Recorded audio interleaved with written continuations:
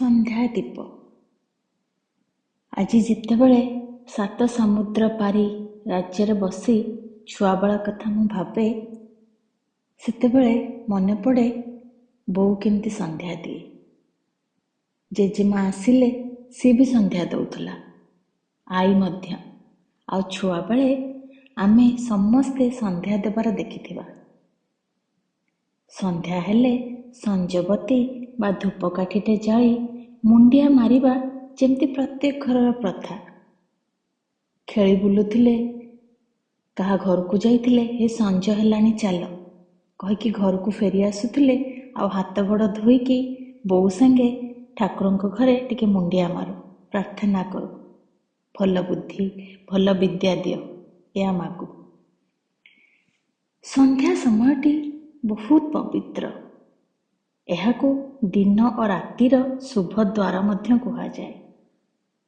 ଦିନ ଓ ରାତି ତାଙ୍କର ତେଜର ଅଦଳ ବଦଳ କରନ୍ତି ଏହି ସନ୍ଧ୍ୟା ସମୟରେ।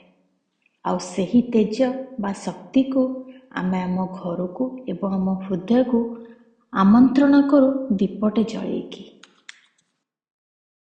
କଥାରେ ଅଛି, ମା ଲକ୍ଷ୍ମୀ ଯେତେବେଳେ ସନ୍ଧ୍ୟାରେ ପୃଥିବୀ ପରିଭ୍ରମଣ କରି ବାହାରନ୍ତି, ସେବେ ତାଙ୍କ ନଜର ପଡ଼ିଥାଏ ସଫା, ଶାନ୍ତ ଏବଂ ସନ୍ଧ୍ୟା ଦୀପ ଜଳୁଥିବା ଘରଟିରେ। ଏଇ କଥା ମୋ ବୋଉ ସବୁବେଳେ କହେ। ଆଉ ସନ୍ଧ୍ୟା ଦୀପ ପ୍ରତିଧ୍ୱନିତ କରେ ପୃଥିବୀ, ଜଳ, ଅଗ୍ନି, ବାୟୁ ଏବଂ ମହାକାଶକୁ। ସେହି ମାଟି ଦୀପ ଆଉ ବଳିତାର ବହୁତ ଅଧିକ ଶକ୍ତି।